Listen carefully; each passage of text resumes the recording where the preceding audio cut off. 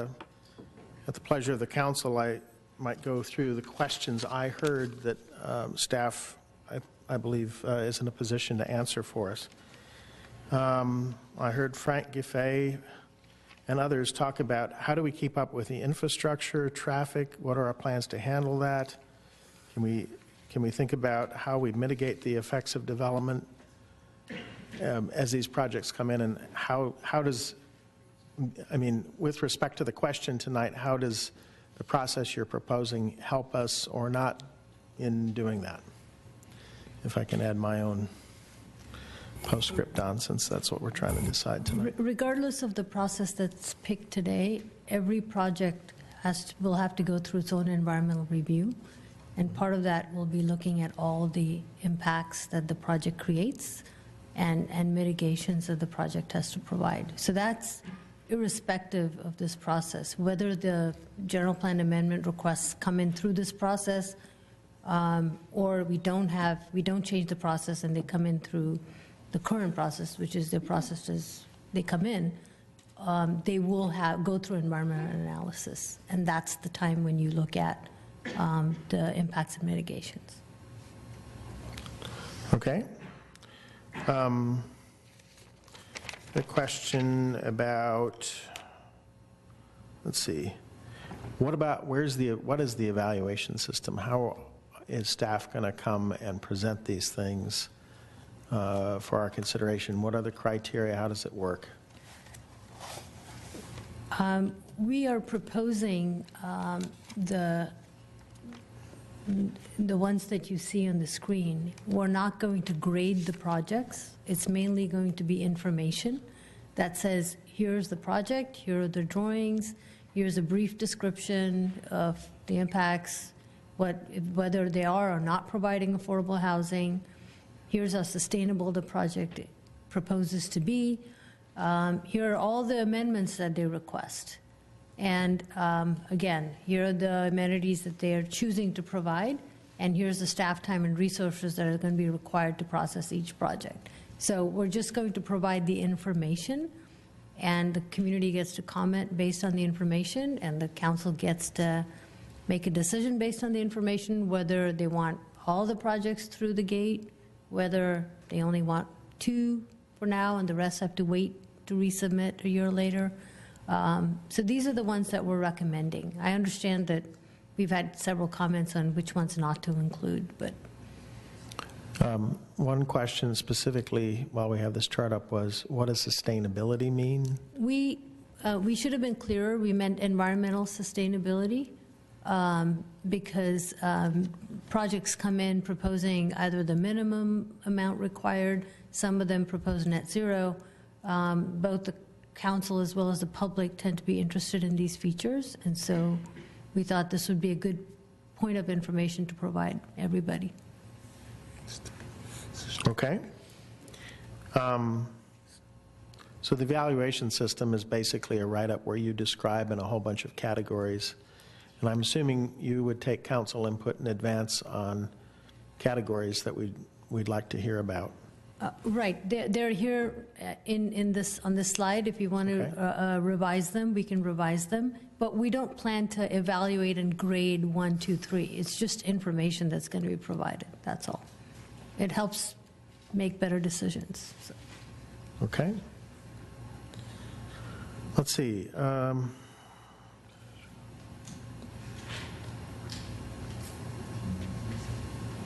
Okay, are there other questions that, yeah, okay, so Jason Lundgaard asked, how would council members, when we have a slate of potential projects that we can look at, and a council member might be conflicted on one or the other, how would that process work?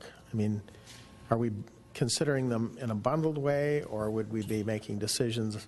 Although they're coming at the same time, we'd be making individual decisions on each one, I guess, or what? Yeah, the intent of the policy is not to bundle a project. It's to hear them all in the same day so that, you know, you can eventually evaluate them against each other. They would be up and down decisions on each one individually. So if a councilman had a conflict on one, they would just abstain from that decision. And presumably the discussion that goes around that, right? Yes. And this is a statewide recognized process, and it's exactly what you do on the budget, for example. Yeah. You set aside the portion that has a conflict, you vote on it, and then you move on to the rest of the. And we make rest of sure the that budget. it's segregated, although we're evaluating them in the same day, we carve Yes, out. it's completely, so Okay. the question is, are you going to work out a process? Yes. Right. Can I follow up, please? So when I was mayor last year and when we did the general plan / housing element process, my family submitted an application about a little under 2 acres off the Homestead Road. So I was informed by the city attorney's office that I needed to recuse myself, so I did. So I handed everything over to the vice mayor. And then the one staff made a recommendation that we were on the 3rd tier, which means no recommendation. My family went ahead and withdrew our application. We put it in writing, more or less, it was like action. It's like Perry Mason running back in, I remember. And then we gave it to the city clerk, and then I waited until the city attorney's office, which was you, to call me back in, and I took over the hearing. So what makes that different from this, or maybe do you need a little bit more time to think about it, to research it? No, what happened is it's whether or not it can be segmented. What happened with your particular issue, which was fortunately resolved, is, first of all, we could only segment it after we made a decision on that tier, to put you in a certain tier, because the number that we have from HCD is one number. So it's whatever it was, 1,064. She has it memorized. Oh, I'm sure. So what happened is that if it wasn't the family property, it would be somebody else. It's all part of a collective. So the way to segment that was to put it in a different tier, which we did, so that you could actually proceed to discuss Tier 1. So it's actually very similar. Do you remember when you went down to Tier 1, it didn't go away? That you were just talking about whether or not it was going to be considered. But wouldn't it be the easiest way to be safe is if there was a conflict, is just to write a letter to FPPC and ask him and just have it in writing to make sure that you don't have a conflict of interest? Well, yes, of course, but, I mean, or should we talk around, I mean, we're talking about Rod and Apple. I mean, I don't know whether we should, or other people and other issues, and there's no question that there is a conflict of interest, but it's also clear that just like you adopt the budget every year, you can segment out decisions pertaining to Apple or Verizon or whatever particular issue you have, and can proceed with the rest of it. I'm not sure I understood what Gilbert's issue is, so can you explain it to me without going into details of the past project? What happened is that there was a discussion about whether there were more housing applicants for being included in the housing element than possible. So you had to pick which ones were going to be included in the housing element and kind of rate them. Some were more likely, some were less likely. And then what happened is that as we went along through the process, there was a discussion of moving it down so it wasn't very likely, so you could only discuss the really significant ones, and then there was a big dramatic withdrawal, so they completely withdrew any type of So it was not appearance. specific to GPA? It wasn't an amendment? It's specific on anything that's a whole, where you can't carve it out. So I had to recuse myself on the GPA and housing element. Got it, thank you. Or But then we you worked would it have out. had. And then we worked it out, correct. The city attorney was correct. But I did have to recuse myself. So if I understand correctly, while the staff recommended process here would sync all the things up to bring them to the council in an input filter that we don't have today, at the same time, we're making discrete decisions on each project individually with its package of whatever the developer chooses to submit. Is that correct? Right, and another point is you're not making a decision, in essence, on the substance. The reason why this is different from the discussion in October is you're talking about process. That they could bring them together, they could bring them anytime now, or they could bring them together. There'll be just different agenda items. It's a bundling process.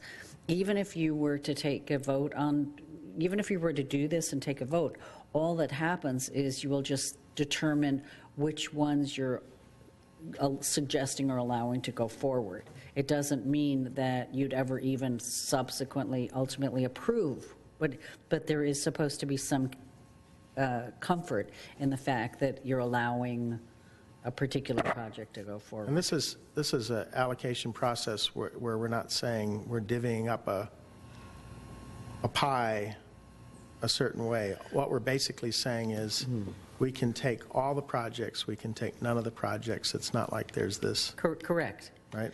Right, there is no obligation, the We difference. have no obligation to put any of these into the Right. input process. Right, this is what's called a legislative act, so you don't have any of those other discussions. You can actually do all, none of the above, high, low, whatever blueprint or Bible you want for the city is completely up to you. So that's the answer. Another question is not to embarrass you, but let's say that there was 2 or 3 projects, or let's say 5 projects, and Apple was one of them, and maybe we want to ask a question to Apple and say, would you do this because we feel that yours is lacking because C, D, and E is doing this, or E is doing that? Then how do you segment them apart if we're looking at them one by one? Well, anytime the word, We're anytime not you- doing a beauty contest, right? But anytime you ask a question of Apple, that's, let's say, or let's not use poor Apple. We'll use orange. We'll use Let's orange. use, An orange. or we use, something printing company, okay, just to make it a little more academic, which, of course, it isn't. But anytime you're discussing that printing company, there is a conflict. So even if it's tangential, or even if you're talking about it, there is when anything you would have would affect that. So you can't segment it. You can segment it. You just, anytime the word printing company comes up, then there'd be a conflict and they'd have to step out. You can't, what I'm saying is you'd have to have separate agenda items.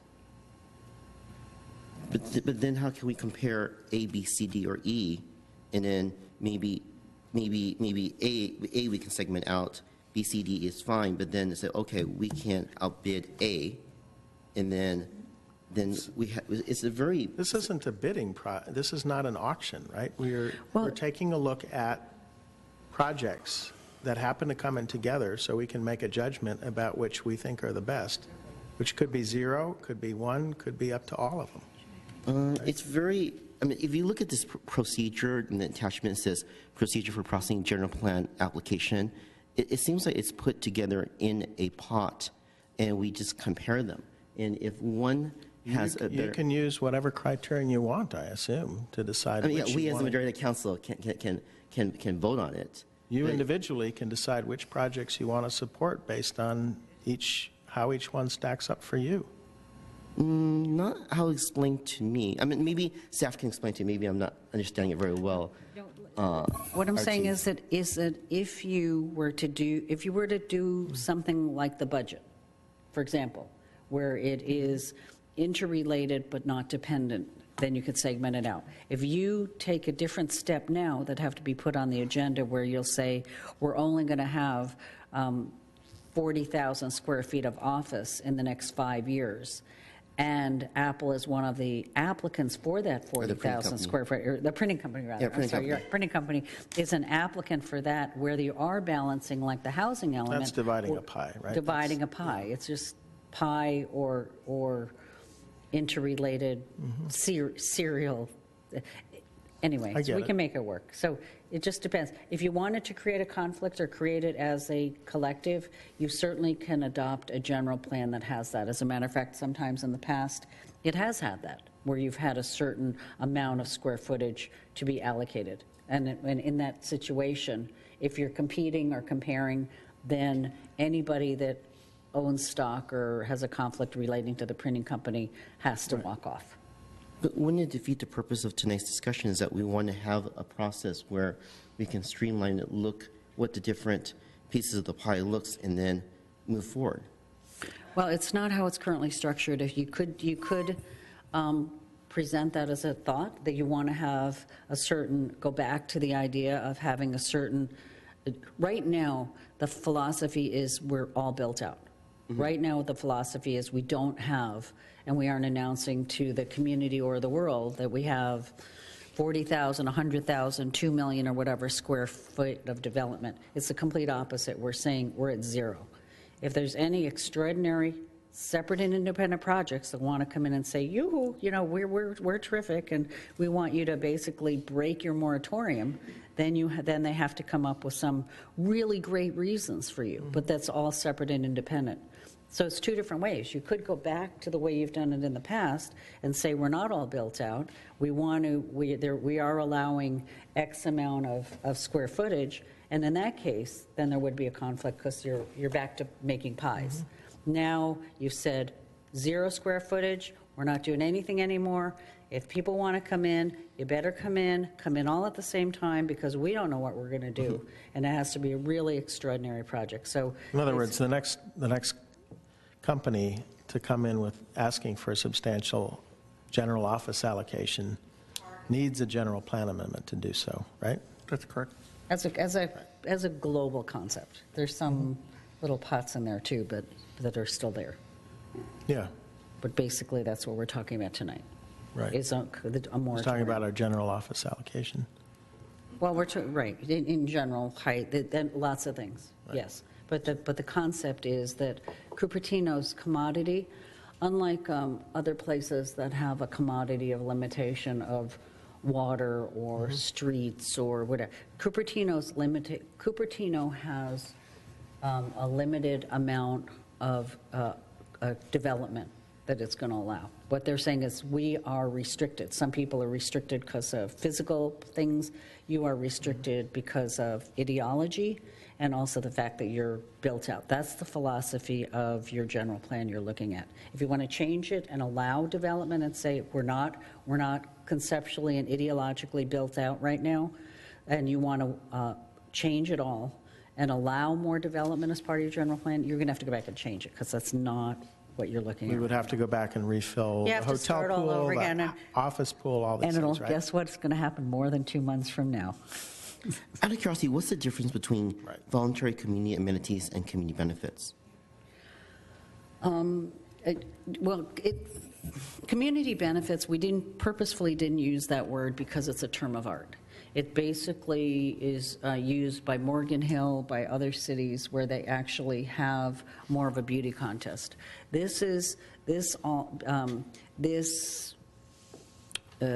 has benefits to the community, but doesn't have the specific definition that has been used up and down the state. So if you can think of it, benefits to the community, it's just because the other word is a term of art and has been used for really specific things, particularly in terms of housing, affordable housing, and things like that. Systems, too. Point systems, I mean, it's more formalized. It's a rating system usually adopted by ordinances or zoning or this, and it's The actually... community benefits. Yeah, community benefits. It's just a term of art. I mean, it doesn't sound like a very specialized word, but And it the is. But it difference is. in voluntary community amenities is then? Just the point system is based on the approach that Carol had mentioned, that there is built-in growth in the general plan. Okay. That you're allowing growth, but for a certain number of points, you're giving certain amount of, So we wanted to get away from that, because what we're specifically doing is not building that growth in the general plan and requiring people. So we wanted to differentiate the term. Okay. But if you look at the definition of the voluntary community amenities, A, school resources, B, public open space such as parks and trails, C, public facilities and utilities such as library, community centers, or utility systems, D, transportation facilities with emphasis on citywide bicycle pedestrians, transit improvements such as community shuttles, pedestrians, bicycle bridges, transit centers, etc. So A, B, C, or D applicant will come and probably give a dollar amount for each of those 4 different categories, or help me envision, help me walk through the process, please. Please fill in where but there were two parts to it. We wanted to make sure that people didn't bring anything they wanted. For example, say I built a swimming pool in my project, that's a community amenity, right? It needed to be. I understand, but my question is right. that, based on this criteria, I'm not questioning. Right. I just want to stick through what the draft is. Would A, B, or C applicant give a dollar amount, or they would actually build it, or? They would make whatever offer they chose to make. It's voluntary, You're so they making can good points. That's decide exactly whether they want any or none. Right. There is no mandatory anything here, and that's why, for example, since it's all voluntary, a developer could come in and say, I want to give $30 million or $20,000 to schools. You can't require it. It can't be part of anything, but that could be part of the things that would provide an opportunity to actually get something here that you couldn't. And all those things you listed, by the way, they're all policies in your general plan. We're not freelancing or making things up. Those are things that are all reflected as community values in this Bible or blueprint. The only difference is that it's not through a voluntary community amenities. Usually we do it through a development agreement or some other mechanism. This mechanism is not. Well, in the I'm just saying general that those are policies that we just kind of summarized. Yeah, correct. That we thought. I agree we with you, thought that- Carol. that- Yes. Okay, thank you. Well, some of us have asked a lot of questions. How about the rest of you? Or comments? I did want a question on clarification on what you just said. From what I understood, if it was offered as an amenity, it would eventually be in the DA. Yeah, that's the only way we could bind them to the commitment. So it would eventually be Yes. in that. And at what stage would the community have an input? They would have an input at the beginning and at the end for sure, and possibly during the middle. Because one of the questions from one of the residents here was there isn't sufficient noticing for the community to actually make that comment. So will that approach be different going forward? Well, we'll use the same, we generally send postcards to every resident every time there's a hearing on something of this magnitude. We'd continue to do that. We'd continue to put it in the typical social media, all those kinds of things that we do now. But from what I That understand, was- the hearing is different from the input part of the process. Well, so one of the things we heard from the community is these DAs come close to the end and we don't get input. That's why we said if you are providing anything, let people know ahead of time so they're able to look at the project, they're able to come to the council meeting and speak to it. So when you say council meeting, so this is where I'm a little confused.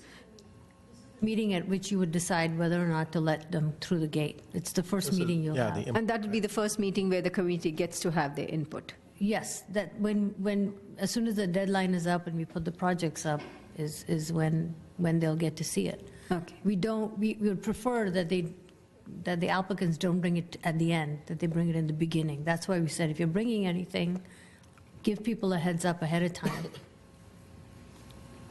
Okay, so now you've confused me. When you say give right. people a heads up ahead of time, what is? So here's an example. If we didn't have this amenity thing in here, and we said, don't let us know up front, they might decide later on, at the end of the project, to spring an amenity or something. At that time, no one would have had input, right? So you mean by the time the project is already under construction and it's deployed? No, It's before the through the final gate. entitlement. Before the right? entitlement. Right, before the Okay, entitlement. okay, So got it. all we want to say is, whatever you want to do with the project, provide that information up front. That was our intent. It wasn't to say you have to provide an amenity. It said, because what we heard from the community is if there is a DA and benefits being discussed or amenities being discussed, we want to know ahead of time. So that's the only reason we put it in there. If people don't want to know ahead of time, that's perfectly fine. We can take that requirement out. Thank you.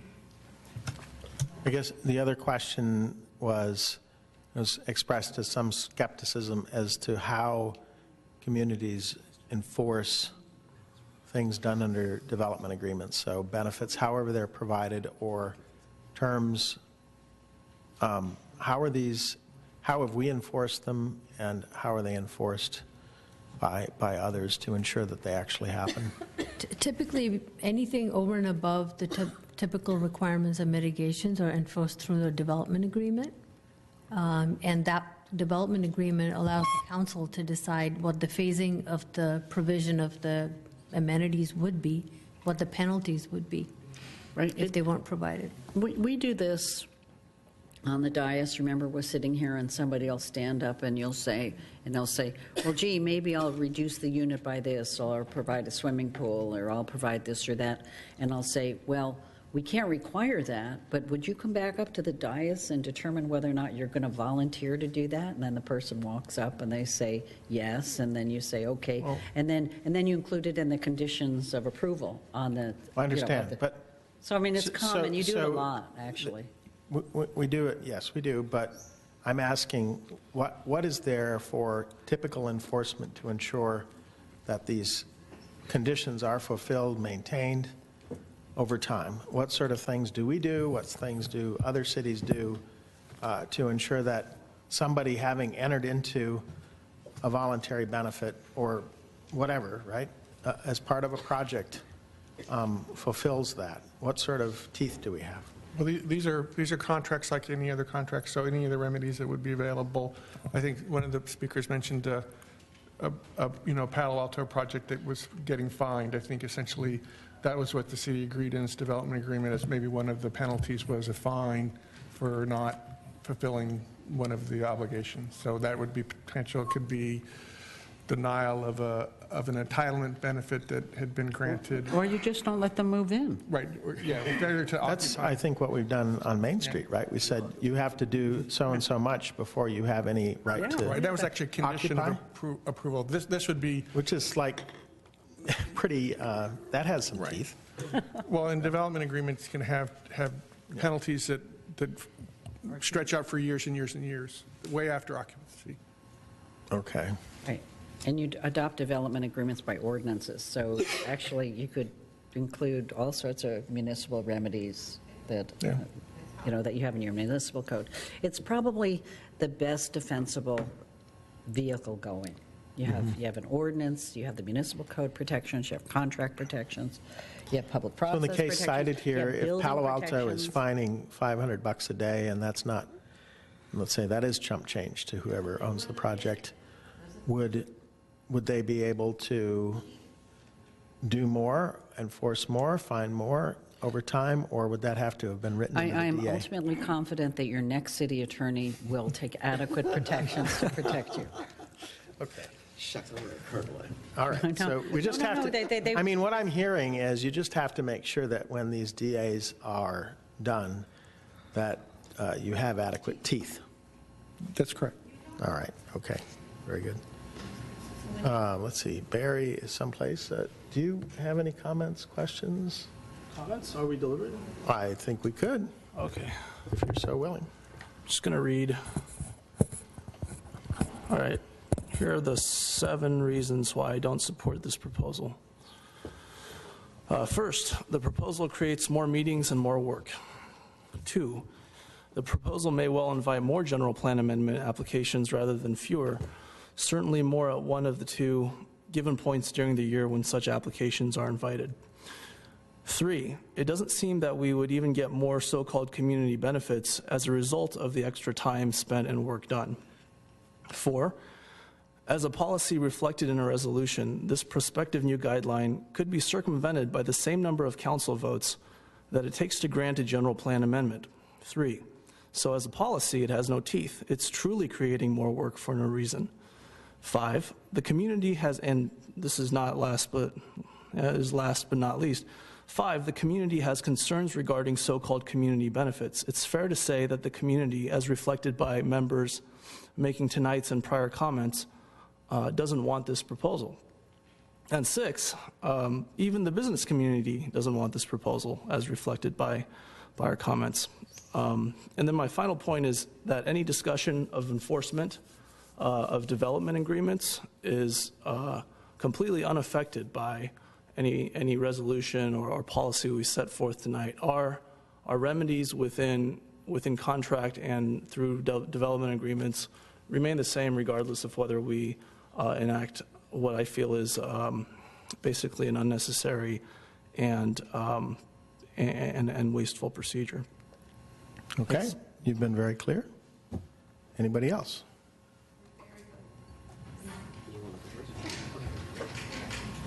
So first, I want to say thank you to the city staff, because the reason why we're talking about this tonight is because it was generated by the city council. And I want to apologize for the comments I made earlier. I was just a little bit passionate, like our Vice Mayor Chang is that, this is 6.5 years on the Planning Commission. This is my 8th year on the City Council. Staff is just trying to listen to what the public is saying, listen to what the council is saying, and they're just as frustrated as you are. And we also feel your frustration as well. And we're trying to find the happy balance of what we do. And I think for the 5 council members up here, I mean, it's not really a hard, I mean, it's really a hard drive for us to get away from our family, get away from our job, try to listen to all the different input, various different input, divided input sometimes. But if you listen to tonight, I want to say to the City Council, is that, you know, it's really interesting to see here, you know, Stephen Sharp, Jennifer Griffin, Better Cupertino, Cupertino Chamber of Commerce, BIA, Apple Inc., our biggest employer in town, all agree on the same page, is that we all care for Cupertino, but this particular process, they have some concerns. The general plan should be taken very, very, very seriously. And I think that when we do a general plan amendment, staff looks at it very carefully, and I think that they have been doing a very good job in the past and making sure that if it was real serious in the past, they have been bringing it through study sessions to the City Council. I just don't know why that process got stopped. And I'll take some of that responsibility because I was on the Planning Commission and beginning of City Council, and they didn't bring it forward for whatever reason. I remember, I think at that time, a lot of people saying we're being in closed session meetings and we're not being invited public. But those closed session meetings were in the open. And I think that in the future, we need to bring that forward if this process does not go forward. I think that's really important. The other thing I think is, what's really frustrating is the pink elephant in the room that we're not really addressing is that even though I think the old council or the new council, I believe that we as a council did the right thing on making the general plan amendment suggestions. You may agree to disagree, but I made a motion and heard the public, and we are going to bring it back. And I think that the longer we wait to bring that back, I mean, I would rather hear the general plan amendment technical stuff tonight or a month ago. But staff said, you know, we need to take our time. We need to outreach to the public. I believe that we should have a workshop. I know that our team met in small groups with different stakeholders from Better Cupertino, Cupertino Concerned Citizens, CARES, the Chamber. I know some people are shaking their head, but not everyone was clear. It was just a segment of each of the different groups. And, but I think that we have to bring it forward. And I think that you have a schedule for October 20th. It cannot go beyond October 20th because I think the community really would like to have an opportunity to address the December 4th council meeting on our decision, because a lot of people are very frustrated, and I can feel your frustration. We can feel it up here too. I think that, in my opinion, I urge the council to have the status quo, and the reason why is that I think that the staff has been doing a good job in looking at things one by one. I think that we should judge each one on its own merit. Yes, we can.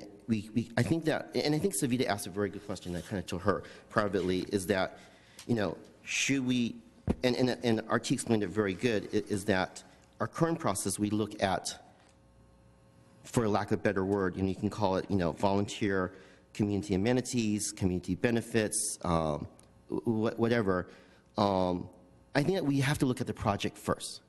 If your mind's going to get clouded, like if you're being dangled a community bus or dangled a school or dangled money for this or that. And I think that by having that distraction, whatever you want to call it, community benefits or voluntary community amenities, the merits of the application should be looked at first, number one. And then after that, if we look at through the EIR or negative deck and we see that there's concerns regarding schools, we look at schools or traffic or whatever, there's opportunities to mitigate it. If we can't mitigate it by ordinance or by law, then we can ask them to voluntarily put it in a development agreement, and it's been working. I think what staff's concern is, and also my concern too, is that in the past we haven't received that many general plan amendments, okay? And staff has foreseen that we'll probably look at maybe 5 or 6 amendments because simply there's not enough allocation currently. Or maybe there's a really special hotel or something that wanted to go over 45 feet. Or maybe we need to amend it and say that you just can't put 1,600 square foot of retail and get XYZ amount of square foot of office or retail. Those things I'm willing to look at. To make it more harsh on the applicant when they come forward, but on a merit by merit basis. I feel that that this is an opportunity for people to throw money at the city so that they can get around the general plan, and this is not the way we do things in Cupertino. I just feel that staff is trying to help us to calm the community down, but it's just doing the opposite. I mean, it's really unusual to see everybody in the community come together, Stephen Sharp, Jennifer Griffin, BIA, Chamber of Commerce, to say that we want the status quo. Thank you. Okay. You want to go? Yeah. Okay. I can go next. So help me. Wait. Can I ask a question?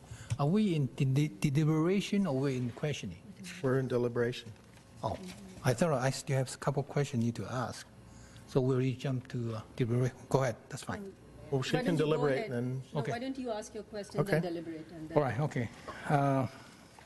The enforceability, if we have even we have a development agreement, and then if the developer is not doing what they're supposed to do, just like what Palo Alto has been, what kind of enforceability, what kind of enforcement we can do it?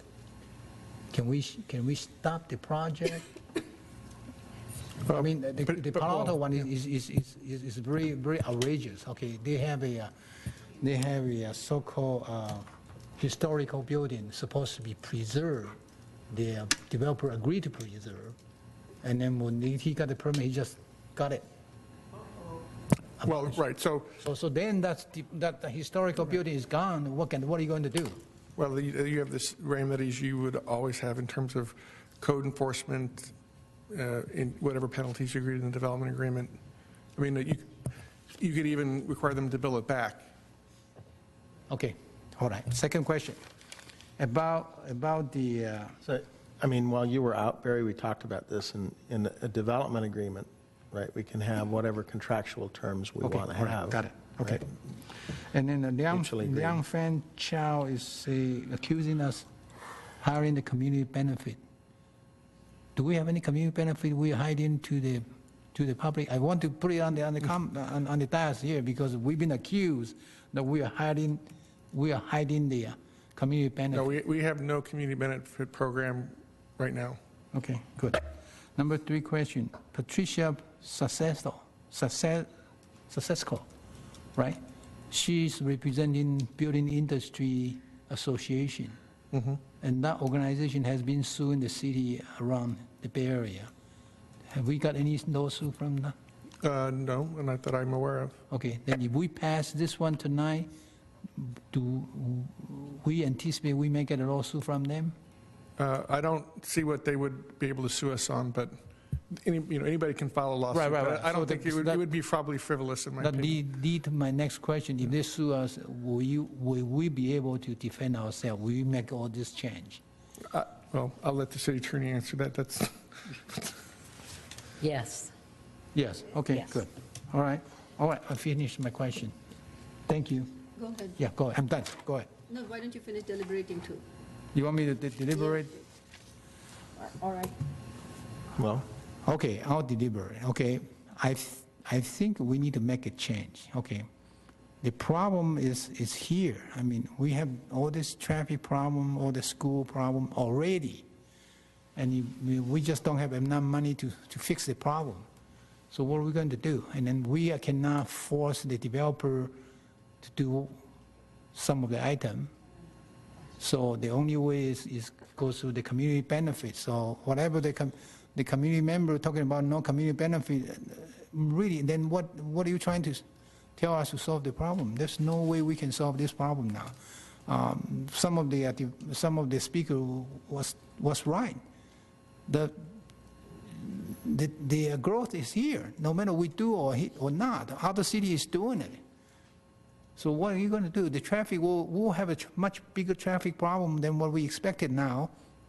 I'm not saying that, okay, then we just build more. No, but we have to find a way if the inevitable to develop, to grow, because, I mean, the commercial property owner has the right to do what they need to do, then why not work it out with the win-win situation for the developer, for the community, for the city? So I think we should change. And I'm going, only thing different is the time. We should have the twice a year, and we should allow the developer, if they did not make it the first cut, they should be able to come back in 30 days, all the project presented. And it should be based on the merit, not the beauty contest, in my opinion. Okay, so it should be twice a year, and every project, if they come back at the first round, they did not make it, they should have the right to appeal in 30 days, resubmit it in 30 days, and then if that still did not cut it, did not make it, they can come back 6 months later for the second round. So you're saying 6 months later, not 12 months? Right, right, because 12 months, I think is too long. I mean, let's face it. I mean, some of the speaker was right. If a new company come in here to want to have an office building here, they cannot wait for, if they wait 6 months, already long enough. If they make them wait for 12 months, I think that's too long. Okay, you never know what will happen in the high-tech center. I mean, who can imagine Google and who can imagine Facebook and Twitter, right? If they come into the town and say that we want to do it, what are you going to do? You tell them, take a hike? No, we don't want you. Can't, right? So we have to look at the more proactive, how are we going to solve the problem? It's not saying, well, we want to stop the growth. If anybody drive around the town, drive around the Bay Area, you will see the building all over, just all over. San Jose, as I said before, is going to reach to 1.2 million people in the next 20 years. That's what their mayor say. So they are building it. And then that's 200,000 people in San Jose. San Jose is not far, okay? Just south of Bollinger is San Jose already, okay? And then that traffic, where is that traffic will go? We'll come into here too. So how are we going to solve it? You tell us now you cannot do this, tie your hand here, and then so what are you going to do? Make it even worse? There's no way. Everybody has to be open-minded. Together we can find a solution. And I think this process is better than before, because of the process before, to me, it's not working. Otherwise, we won't have problem today. If it's working, we shouldn't have all this problem now. So if it's not working, we got to fix it, and then fix it, we open up for the community to get the input. I mean, for example, earlier people comment about Balco. Balco is not set yet. If you feel one school is not enough, you can put in your request for second school or third school, for junior high or high school. And then we can negotiate. And we bring the community in to do the negotiation. So this is much better than before. You don't wait until the last minute, then the city council approve it, then people are not happy.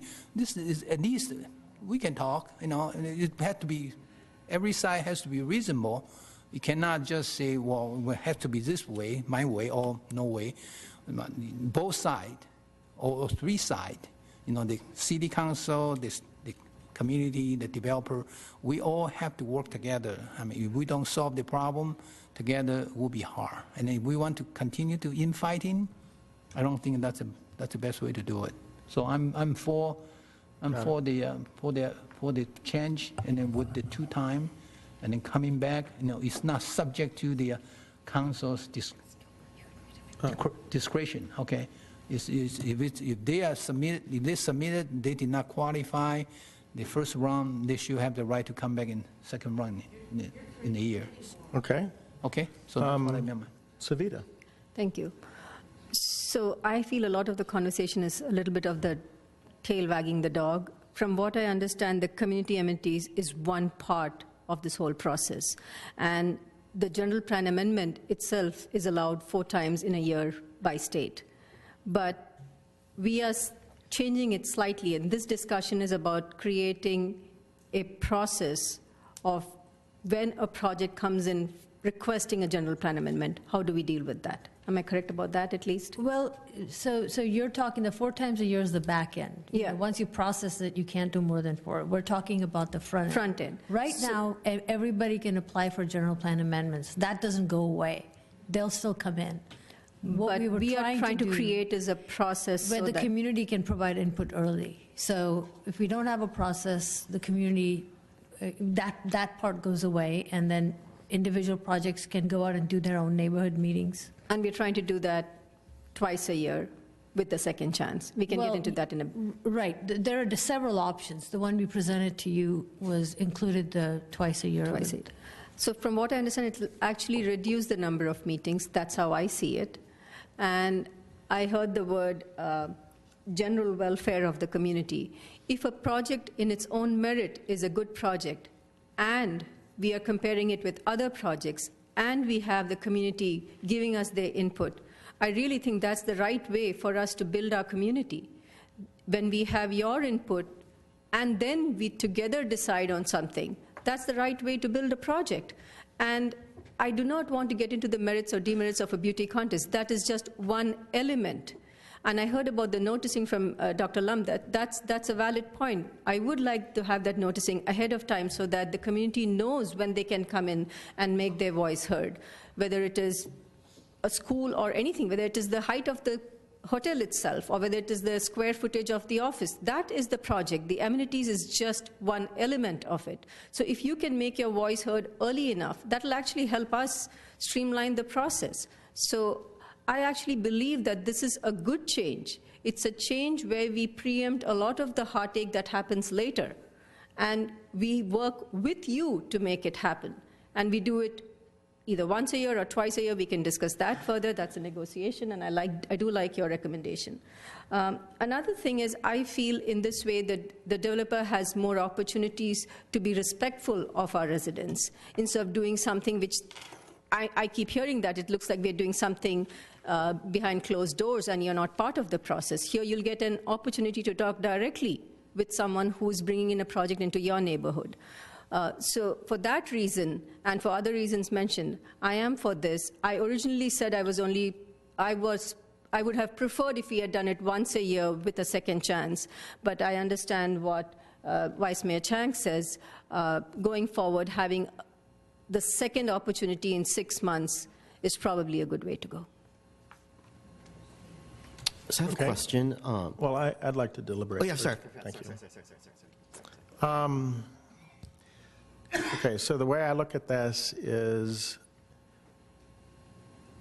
I really feel that although we try to mitigate as best we can, we do our EIRs and other processes, it's clear that there are projects whose effects are not fully mitigated in the community. And I am interested in making sure that as we go forward, things like SB 50, school impact fees, which we know don't cover all the impacts, we have an opportunity to address. And we talked a lot to developers about processes in the spring. We had various ad hoc meetings and what could we do to ensure that we found some sort of legal process. We looked at all these formulaic approaches that were sort of, where we tried to engineer the heck out of it. Morgan Hill has such a very formulaic process, and what they've found is it's too rigid, that, at the end of the day, they're forced, in some cases, right, to basically approve projects that they don't necessarily want. I think what we've gotten to is a process that is, as I understand from attorneys, bulletproof. That is, it is not challengeable by the BIA, by developers, because we're simply using our legislative power to consider these things on a GPA basis.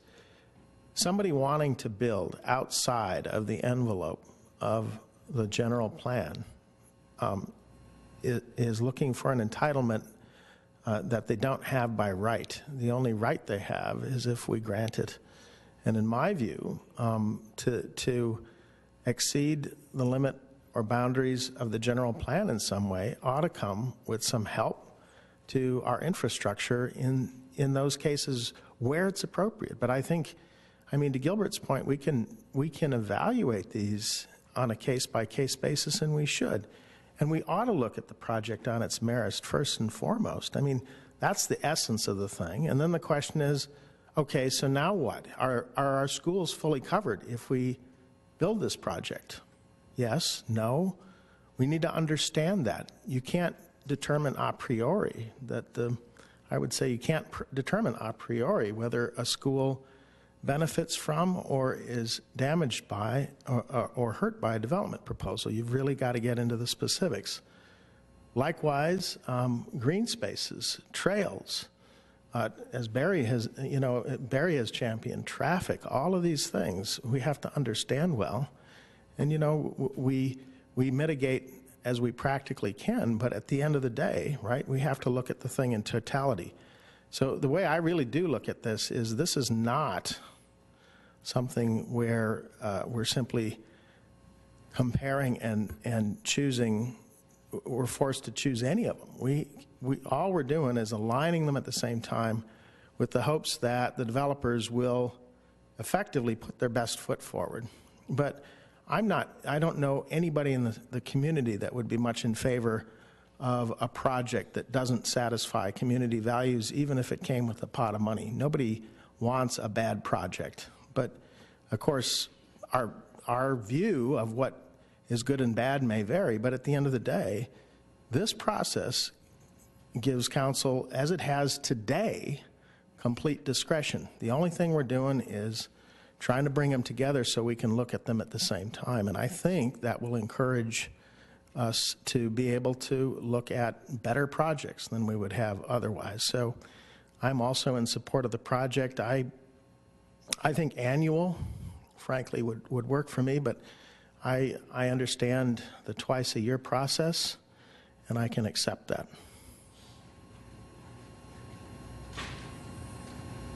Now, are there more questions or comments? Yeah, I wanted to ask a question. So, Vice Mayor Chang? Yes. So, to allow more flexibility, are you open to, instead of 30 days, to give them 60 and 90 days? Because I don't think they can turn it around in 30 days. Fine, within 90 days, but that's fine. Okay. I mean, But you have to understand, if they do at the end. yeah, the longer they wait, the longer they wait, it yeah. will be another 90 days, they can submit it again. You know that, right? Right. Okay, But I think they want to be within that period. right. Yeah. Staff have any thoughts on that, or, the merits of the timing of that? No. Not really. We'll have to, so the deadline will be 90 days, and we'll have to look at when we can schedule the next meeting. It'll be probably close to that 6-month date, but somewhere in between. Yeah, I think 30 days probably a little bit too short for them to make for the developer to make the. Well, but if you're giving them a chance to come back after 6 months and not a year. That's not what the staff suggested. They get to come back a year later. No. I'm just making a very request. confused I'm just now. making a I'm request. very I'm confused. changing it. I'm changing. I'm making a request. To 90 days. Correct. I mean, yes. 90 days after they deny, they can resubmit it right away. And then if they did not make it, that. Then they come back 6 months. Yeah, for the second period. Yes. So, Yes. but let me see if I understand the schedule here. If we did it on 90 days, then staff has to still evaluate that, provide feedback to council. So are we then going to butt up against the Yeah, 6-month typically, by window? the time we have a chance to actually evaluate the proposal and bring it back, it'll probably take about 45 days, right? Because we need some time, and then we need a public hearing. So we don't have an opinion about how long the council wants to give. It was just a piece of information we thought we'd convey to you. Right. I think that after the first process, they should know what the community want, what the council want, and then the developer has to evaluate to see if they can make it or not. And then, so if they want to do it, they really want to do it, they can come back. But presumably then, somebody who was, I think if I'm thinking about the downside correctly, we say, okay, we're going to have this thing, submit. We do the first we take the submittals. Right. The staff processes them for what, 45 days? Something like that? But typically, because we need to have. You need time to go put together Right, and then your notice it. evaluation. We have to also have a And notice. so forth. And then I mean, okay, if we're doing this twice a year, that's kind of a big day for the community, because we're going to be looking at all these new things. Or maybe it's one new thing, maybe it's a lot of new things, whatever. But then, if we then delay and open the window up for another 90 days before the next submittal, and then 45 days past that, it seems like we're almost bumping up against the 6-month cycle. You see what I'm saying? Yeah. That's 45 plus 90 plus 45, and you're now to half a year. No. So what my understanding Gilbert has is instead of 30 days. Up to 90 days. Up to 90 days. Up to 60 to 90 days. They don't have to use up to 90 No. And then that no. 90 day will be Well, yeah, but incorporated I mean, in 45 days. but if we do that, 45 day will then- be- 45 day will be in the 90 day, right? My understanding. And, no, if they get up to 90 days, then we have to wait for that 90 days before we evaluate all of them and bring them, right? So you're creating a evaluating deadline, together, right? and you All right, have to so- wait till the so deadline. my next question is, how soon they can come back? Do you know? Do you have some sense?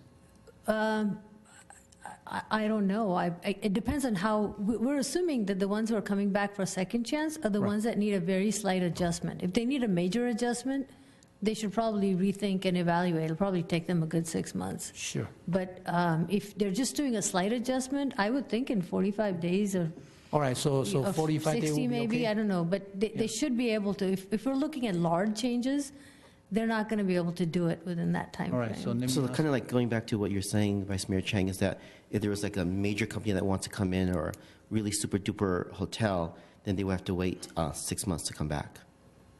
Yeah. right, so, I think that's too long.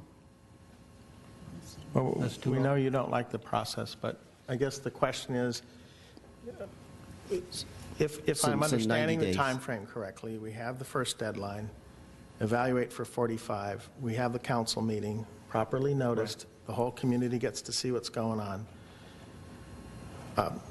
As soon as the deadline hits, we unveil these proposals, and then 45 days of noticing, evaluation by the community, et cetera. And then at the end of that time, we have a meeting and we have this first gate. And then thereafter, I think what you're proposing is 30 days. And then we go through another, maybe if it's smaller this time, we have a shorter evaluation period than 45? Yes, a lot of it depends on how long we take to evaluate it, and Yeah. typically, we'll need at least 2 weeks if it's not too big. Okay. But then we have to notice, and we need a lot of headroom for noticing. Typically, it's 3 weeks right, so- to get it in the Wouldn't paper you be for the right continuing date. the item? I mean, let's say it's 30 days. Right. So you give the applicant 30 days, you just be continuing the item.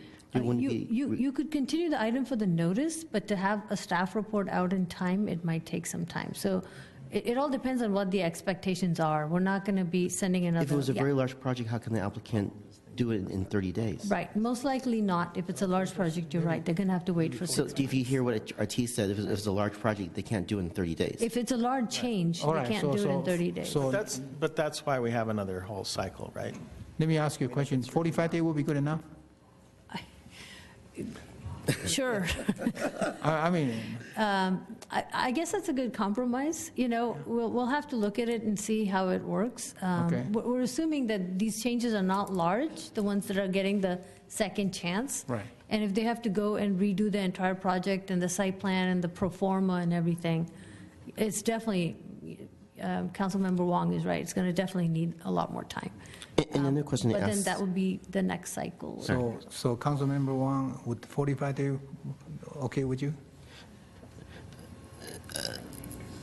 It will not. I mean, it will not. I mean, I feel that more is better. And if you kind of look, I mean, here we have, like Jennifer Griffin, Stephen Sharp, Better Cupertino Concerned Citizens, Chamber of Commerce, Apple Inc., all saying they would like status quo. So so if your concern is mainly that you want a process for community benefits or voluntary.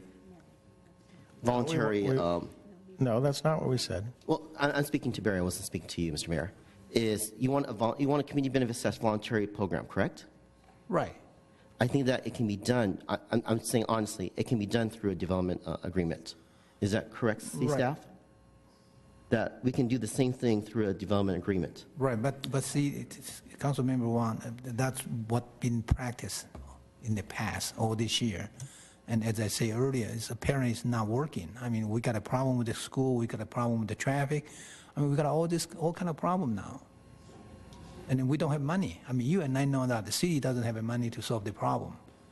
Okay, and then the community member is upset about that, why we are not solving the problem. So what are you going to do?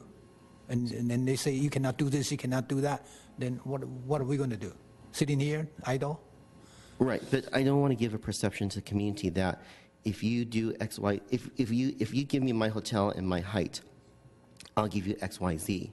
I would rather hear the application, let it go through its natural process, have it go through a public hearing at the end, because you kind of asked, what's the difference of the development agreement?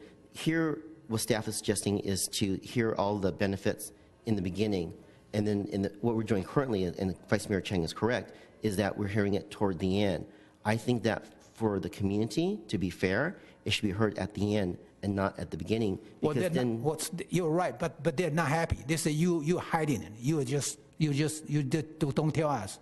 right. And so now we want to change and say, okay, we incorporate you guys I ahead of time, understand, but right? again, and if you guys still want to accuse us, so be it. I mean, what can you do? I mean, this is politics. I understand. But again, community, and I think that there was no hidden agenda or anything, that they said 2 council members met with landowners, and that was a legitimate thing. I mean, I didn't hear about it. I was not invited to it. But again, it gives a perception that we're hiding something from the community, and I don't think those 2 council members who went, which I later found out from staff, was trying to improve the process with the other program I that can was... speak to that because I was one of the I council want to finish my members. thought. The community business incentive zoning that Morgan Hill has adopted, and something similar to what Mountain View is doing as well too, and the growth management program. But again, I think that we're just going to get a huge hit on the council if we adopt this new process. And if I can speak to that, Okay. I've attended many meetings with community members as well as people who asked me to meet with them to discuss several things. And way back in March, I was absolutely new to this process. The word community benefit was new to me, which is why in the month of December, I postponed discussing the GPA process because there were so many new terms. So yes, I attended a meeting to understand what the process was all about. And I think that was in March. No, the question is, answer your question is, you think a 30 days is too short, you want a 90-day, right? Right. And then the staff is worried about, and the mayor is worried about it bumping up to each other. What about if we made it 6 months? Then it'd just be an even cycle. Then it basically, we'd be doing it twice a year. But then you're talking about within 6 months? Well, say we just, Pew, what for do the you think? benefit to do something outside of the general plan, if we said, we're going to look at things every 6 months and give, rather than spreading it out through the year, twice a year, for people that, not for everybody, right? All right. Only for these people that want an exception. Every 6 months we say, fine, come in and give it your best shot. Very simple, right? Yeah, but then we just talk about, but if then that means they have to wait for 6 months. Right. If they Well, submitted the first round, did not make it, Yeah. minor change, and they were willing to do it, now they have to wait 6 months. Remember that, let's say we close the gate, right? Right. We say, okay, now we're going to reveal all the proposals we've gotten from the last 6 months, say, or whatever. We reveal all those projects. The staff is going to need, depending on how many there are, say, 45 days to evaluate all of them, right? And then, and have a notice to a public meeting that we'll have, we've got to have time for the community to have a thorough look at the proposals. We can't post them the night before. We've got to have good noticing. We've got to have good and transparent information for us to evaluate, as well as we can't do it 3 days before, in other words, right? It's got to be posted well in advance. And what I'm saying is, by the time we then have the meeting and developers have time to cycle, I think we're beginning to run into that 6 months. So what I might suggest to you is, okay, the next, we'll have that next submittal 6 months later. Right, so that means, that pretty much you're cutting off the appeal, pretty much. Well, And then just a we're talking about, yeah. if there's a major company, new company want to come in town, Uh-huh. and they cannot wait for 6 months, then we run into this problem. Well, So I think so it's an encouragement for them to put their best foot forward the first time, right? Yeah, but then they probably don't know what the council want. I mean, each council, 5 council member have what they perceive, what they would like to see this town leading to, right? So you ask them, all the developer, and then you have this accusation that you are not supposed to meet with the developer, which is wrong. I And in my opinion, think that's nothing wrong developers with are it. going to continue to meet with council members. Right. They can continue to do outreach in the community before they get to the submittal point, Right. right? I think they can do all those things, and they have been, and they do in every city, right?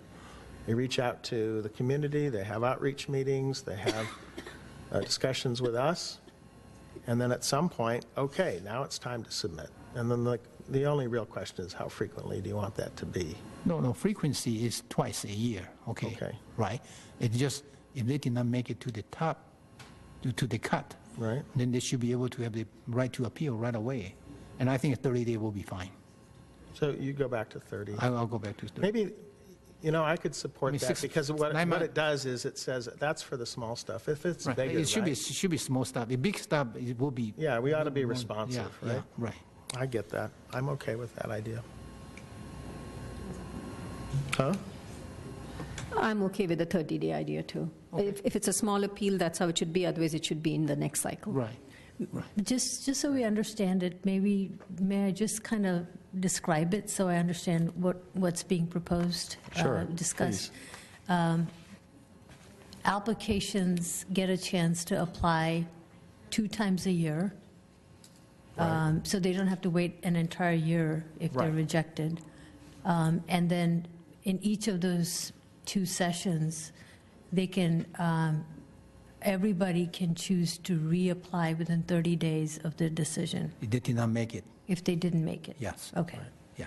And hopefully, we're then able to run, the idea, right, is hopefully there's a short process we can evaluate.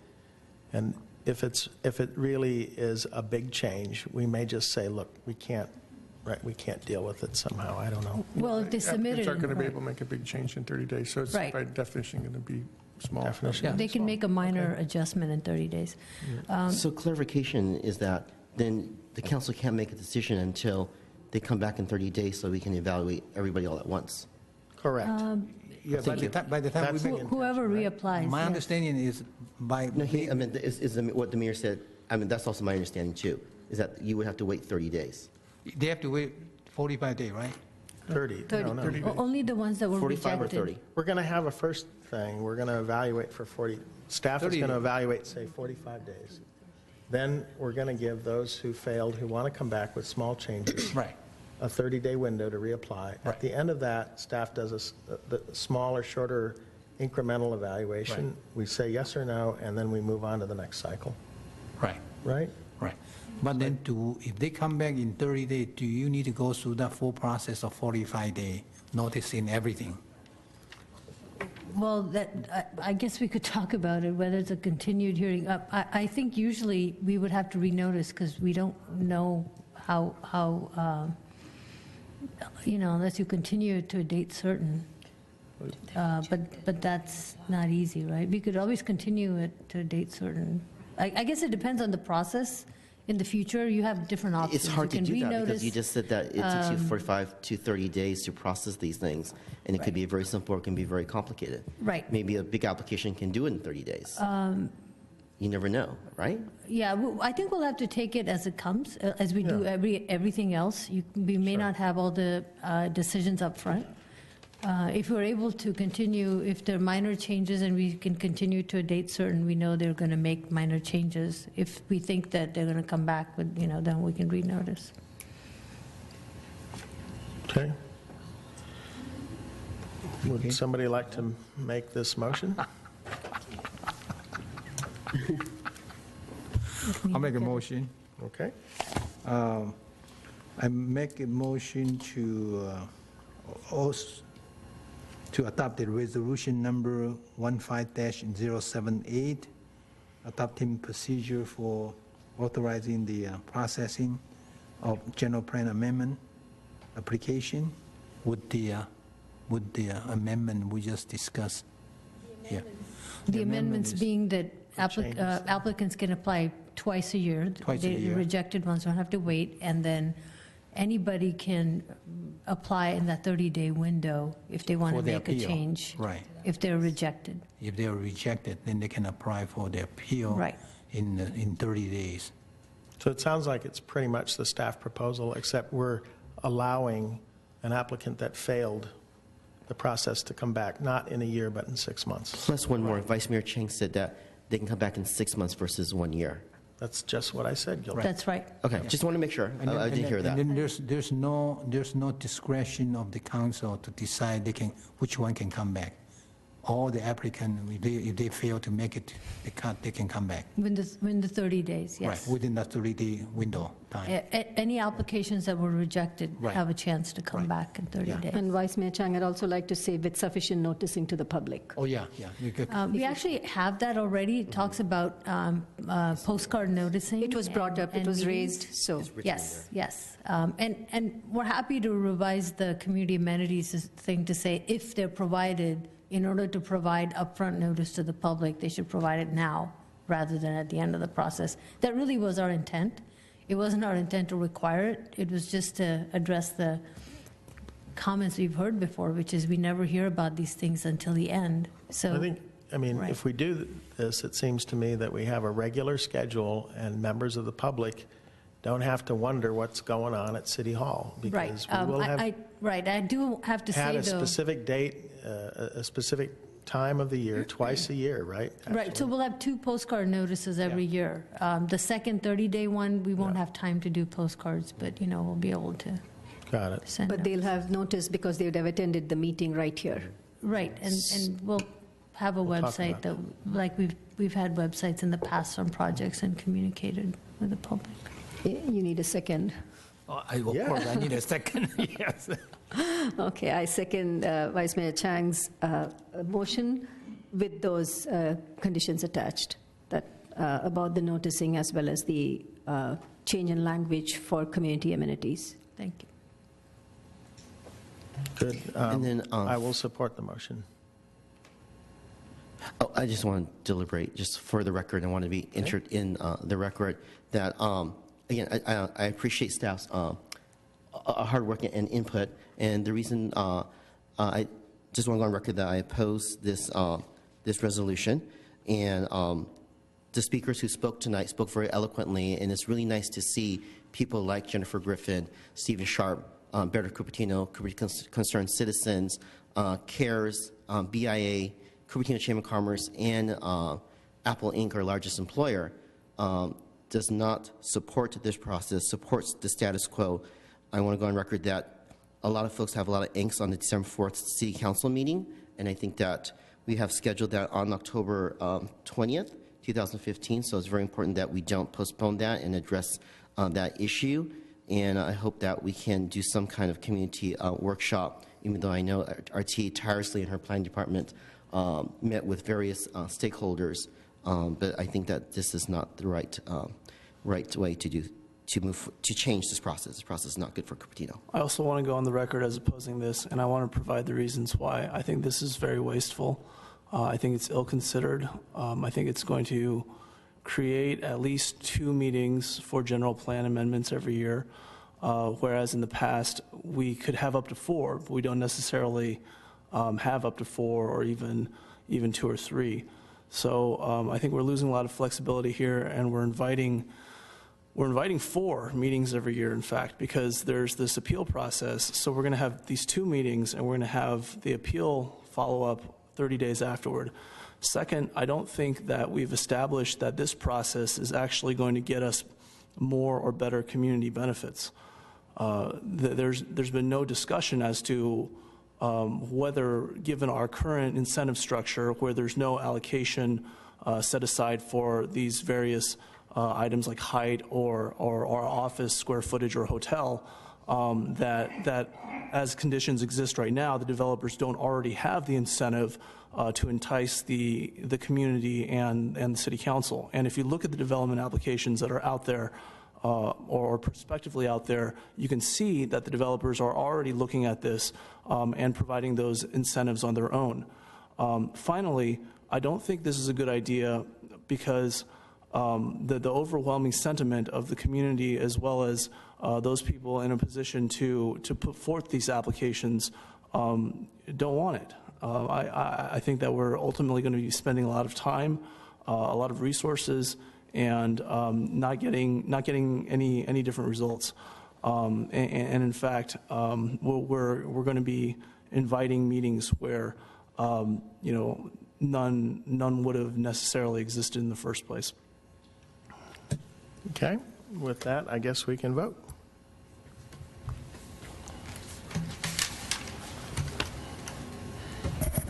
Oh, I misvoted. I'm sorry. Can we redo that? You're too excited, huh? Force of habit.